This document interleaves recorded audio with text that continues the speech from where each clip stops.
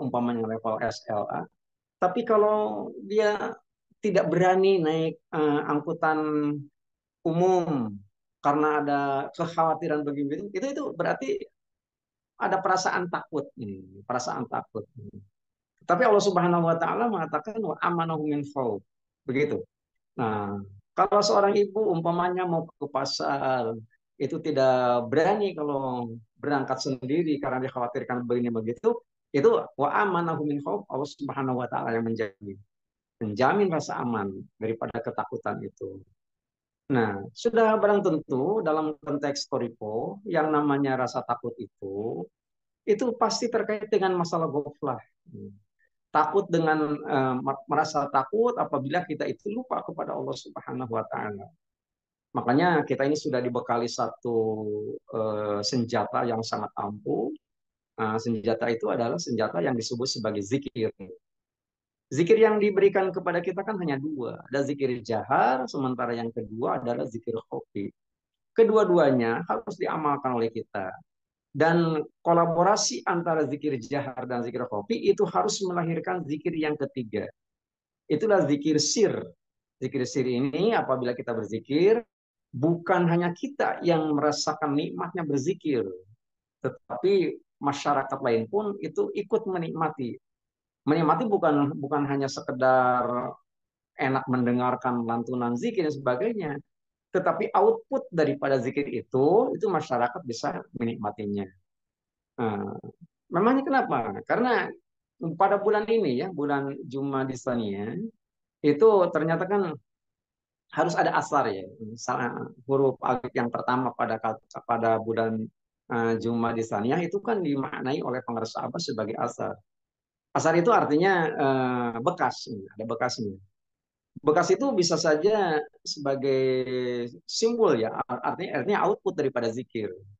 Yang kedua, manfaat daripada zikir. Sementara yang ketiga adalah nilai ataupun pahala yang bisa diperoleh dari orang yang sedang berzikir. Kita tidak bisa menyaksikan manfaat daripada zikir. Karena Al-Quran sendiri yang mengatakan. Satu di antaranya umpamanya ayat yang ke-28 daripada surat Ar-Ra'd. Ala bizikrillah tatma'innul qulub. Hanya dengan berzikir kepada Allah Subhanahu wa taala, maka hati kita itu bisa menjadi tentram.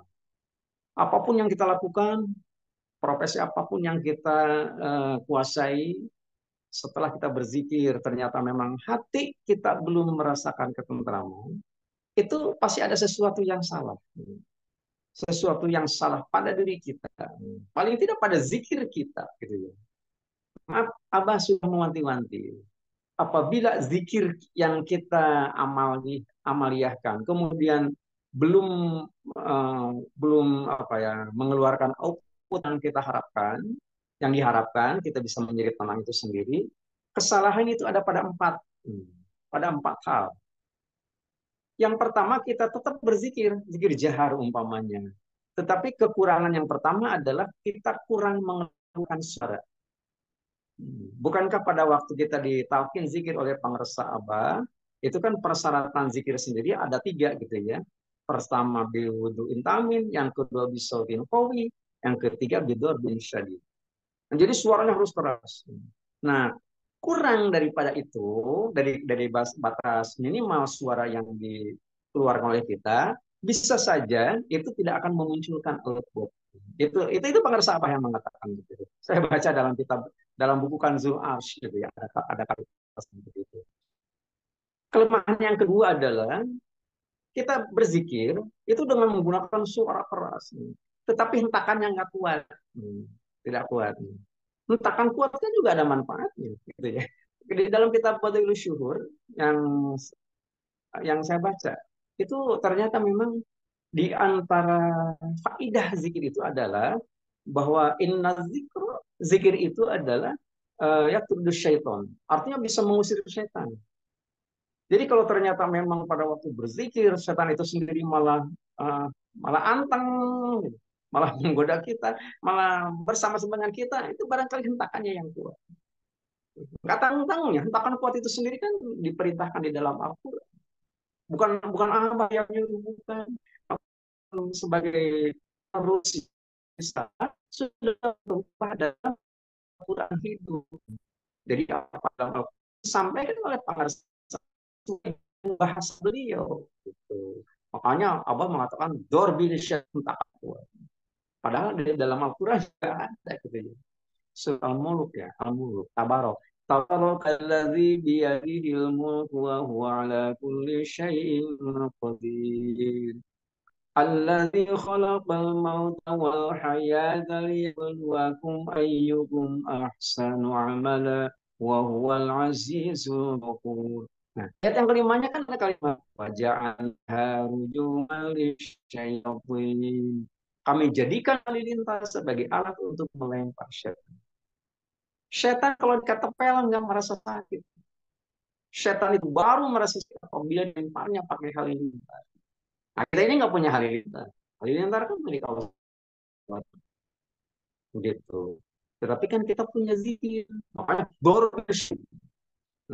apabila ternyata belum mengeluarkan mood, bisa jadi berdiri syarif kurang. La ilaha itu aturan main di dalam Al-Quran. Jadi kalau orang-orang mengatakan ngapain keras, jangan kejang-kejang, bukan kejang-kejang memang gitu. Itu kan orang hanya bisa melihat dari sudut pandang yang berbeda. Jalan menuju Allah kan banyak. Jalan menuju Allah itu banyak. Jangan memaksakan kehendak sendiri. Jangan mentang-mentang punya keyakinan 5 ditambah 4 sama dengan 9. Kemudian menyalahkan orang yang berpandangan 7 ditambah 2 9. Jangan mentang-mentang dia punya punya pemikiran 5 ditambah 4 sama dengan 9. Orang yang berpandangan 3 kali 3 sama 9 disalahkan. Enggak begitu. Banyak jalan menuju Allah Subhanahu wa taala. Jalan yang kita lewati ini tidak mesti dilewati oleh orang. Jalan yang kita lewati adalah jalan hanya untuk orang-orang yang sudah ditalkin saja. Amaliannya semacam begitu. Jadi kalau ternyata memang belum ditalkinnya, nggak perlu lewat jalur sini. Gitu. Banyak jalurnya kan. Nah, yang penting kan kita tahu rambu-rambu. Tahu rambu-rambu. Jadi nggak usah disalahkan kalau kita melewati jalur sini. Itu kan kata Al-Quran juga begitu. Dalam Al-Quran saja ada beberapa ayat yang memungkinkan kita berbeda pendapat. Jadi kalau dalam amaliyah nggak sama-sama amat, gitu, kan kita juga tidak menyalahi. Kira-kira semacam begitu kan. Enak sekali, nyaman sekali kalau bertorikoh itu sendiri. Itu yang kedua ya. Yang ketiga, kita apa namanya eh, berzikir, tapi belum mengeluarkan output, belum merasakan nikmatnya. Kalaupun umpamanya kita ada nikmatnya itu baru dirasakan oleh diri kita sendiri, sementara masyarakat belum bisa menikmati. Itu kan mansalimal muslimun, orang yang dikatakan Islam sudah ditakin, otomatis kan Islamnya apa gitu kan? Itu kan harus masyarakat kita kan harus terbebas daripada hal-hal yang negatif karena lisan dan karena tangan. Paling tidak mereka ikut merasakan dampak positif daripada zikir yang kita lakukan. Gitu. Nah, jadi apabila belum mengeluarkan output yang diharapkan, kesalahan ada pada titik yang ketiga. Jumlahnya kurang, kata Abah. Gitu. Itu kan 165 kan batas minimal. Batas minimal yang ditetapkan oleh pengarsa Abah. Jangan kita yang menentukan. Kalau kita kan batas minimalnya 3. Ya, jangan begitu. Jadi batas minimalnya 165, bukan 3. Gitu. Lagian kan kalau pada waktu malam hari kan bisa lebih cepat ya. Yang saya ketahui dari pengarsa Abah, itu Abah pernah menyampaikan kepada saya dengan ucapan, dengan lantunan zikir, la ilaha illallah, la ilaha illallah, la ilaha illallah. Itu ternyata Abah Anom 165 kali ucapan la ilaha illallah itu 5 menit. Gitu ya. Tapi kalau ternyata memang pada waktu malam hari kita orang begitu semangat gitu ya, itu sampai 825, artinya 5 kali 165 itu taruh bikin stok aja gitu ya. Nanti malam nih kita bikin stok untuk selama 5 sholat waktu yang kita lewati. Nah, 5 kali 165 gitu. Kita sudah beli stok tuh kira-kira semuanya. Itu hanya memakan waktu 15 menit. Kalau 15 menit otomatis kan sekali satu periode bacaan itu hanya 3 menit, bukan 5 menit, kita lebih cepat lagi. Nah jadi begitu ya. Mengapa kalau kurang jumlahnya itu sendiri akan menghambat kenikmatan berzikir? Kemahnya dari Jeddah itu pasti punya pengalaman tentang unta gitu. Unta kan perlu ya, mengetahui unta juga perlu gitu kan. Di dalam Al-Quran juga ada cerita. Apala yang zuruna ilal ibil. Kayak khuliqat. Mengapa manusia tidak memperhatikan unta? Bagaimana ia diciptakan? Sampai segitunya Allah mengatakan begitu. Nah, pada waktu Rasulullah Shallallahu Alaihi Wasallam menyampaikan dakwah kepada umat pada waktu itu, nah pada waktu itu unta itu ada dua macam. Ada unta yang harganya mahal, tapi ada juga unta yang harganya murah, gitu ya. Seekor unta dihargai mahal, manakala mampu berjalan dari Mekah ke Madinah 495 kilometer. Meskipun di bawah terik matahari tapi tanpa berhenti. Nah, berangkat dari Mekah begitu sampai di Madinah itu dieluk-elukan oleh pemiliknya. Karena apa? Mampu melewati lajur sejauh begitu, hampir 500 kilometer tanpa henti. Tapi kalau baru 3 kilometer dia terjatuh, maka pemilik unta nggak akan memaksakan unta itu bangun kemudian harus melanjutkan perjalanan. Enggak. Unta itu dikasih makan yang banyak, dikasih minum yang banyak supaya cepat gemuk karena besok akan disembelih. Murah unta yang begitu. Zikir juga begitu. Kalau dari awal sampai akhir minimal 165, la ilaha illallah, la ilaha illallah. Sampai 165 minimal 165 itu mahal tuh. Tapi kalau baru 3, la ilaha illallah. Sayyiduna Muhammad, murah tuh yang begitu. Jadi nyaman sekali, enak sekali bertariqah gitu. Nah, itu diantaranya. Nah, jadi bisa saja kata Abang, apa sih zikir yang kita lantunkan itu apa namanya belum mengeluarkan output karena jumlahnya gitu, dalam batas minimal. Tentu dijawabkan oleh pengusaha Jepang. Yang terakhir, yang keempat, mengapa tidak mengeluarkan output zikir itu? Ternyata kata Abang, tidak pakai gerakan. Pada waktu periode kemursidan pengersa Abah Anom, itu kan zikir begitu bersemangat. La ilaha illallah, la ilaha illallah. Terus begitu. Sampai sebegitunya. Tapi kan apa mursyid? Yang namanya mursyid kan mujadid. Yang namanya mujadid adalah pembaharu. Punya kewenangan. Punya hak prerogatif untuk membuat satu aturan. Dan aturannya nggak tanggung-tanggung. Mungkin orang lain mengatakan, maaf, itu kan kalau kita ikuti media sosial dan banyak orang mengatakan ajaran sesat sebagainya nggak dicontoh oleh Nabi. Karena memang mujadid dakwah itu. Dikatakan mujadid kan bisa saja ada amaliyah yang mereka tidak melakukan umpamanya. Sekarang kan sedang ramai-ramainya musibah ya. Musibah hujan gitu.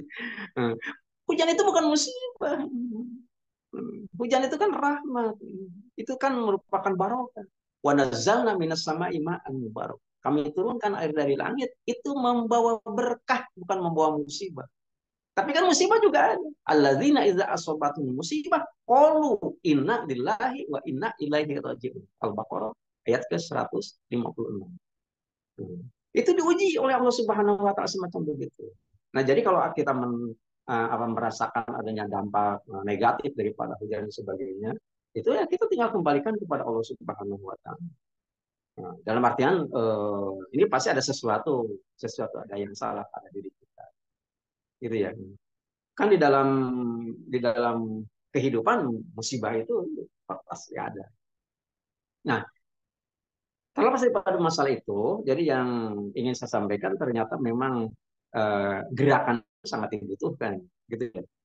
Nah, Abah kan sebagai mujahid begini,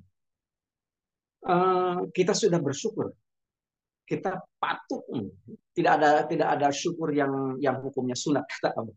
Wajib syukur itu. Di tengah-tengah masyarakat kita yang sedang ditimpa musibah. Kita ini musibah itu kan bala. Musibah itu kan balai.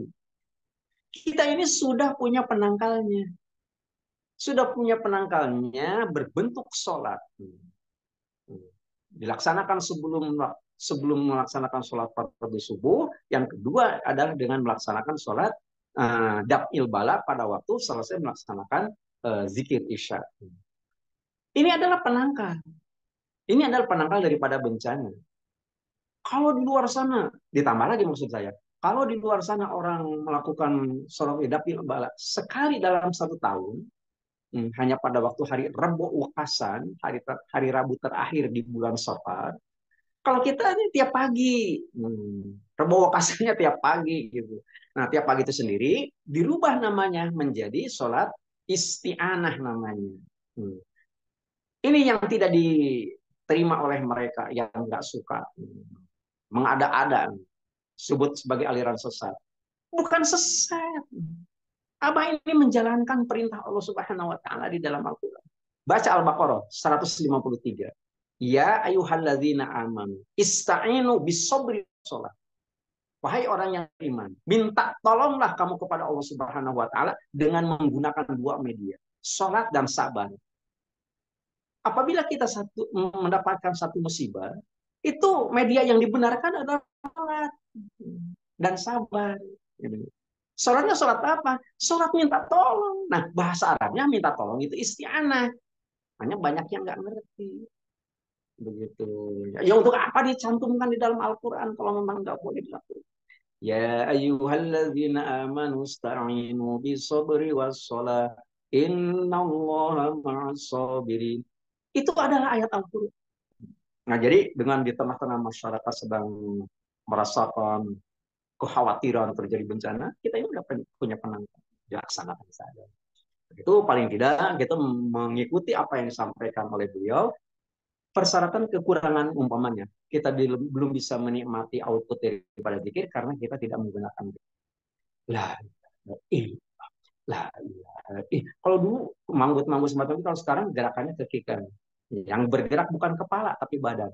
Lah lah karena pengersabah itu apa ya, menduplikasi gerakan yang dilakukan oleh PPKN 1 Pengersabah Sepuh pada waktu sedang ada di penjara gitu ya, di dalam bui. Ini sipir bingung kenapa kayak gempa begini, ternyata ada seseorang yang sedang berzikir dengan menggunakan gerakan semacam begitu yang sekarang kita lakukan. Nah, baru itu ada besar manfaat. Mungkin itu saja yang sempat saya sampaikan pada kesempatan malam hari ini. Meskipun tidak terlampau sistematis, mudah-mudahan bermanfaat bagi kita. Paling tidak kita bisa tahu apa yang harus kita lakukan dan apa yang tidak kita lakukan agar hari ini bisa lebih baik daripada kemarin. Mengamini doa paten pengersabah, Allah berkahi semuanya, Allah berkahi segalanya, Allah berkahi selamanya. Dengan karomah guru agung yang mulia pengersabah awas radhiyallahu anhu. Qaddasa sirah al-Fatihah. A'udzubillahi minasyaitonirrajim. Bismillahirrahmanirrahim. Alhamdulillahi rabbil alamin arrahmanir rahim maliki yaumiddin. Iyyaka na'budu wa iyyaka nasta'in ihdinas siratal mustaqim. Siratal ladzina an'amta 'alaihim ghairil maghdubi 'alaihim waladdallin. Sekian kurang lebihnya mohon maaf. Wassalamualaikum warahmatullahi wabarakatuh.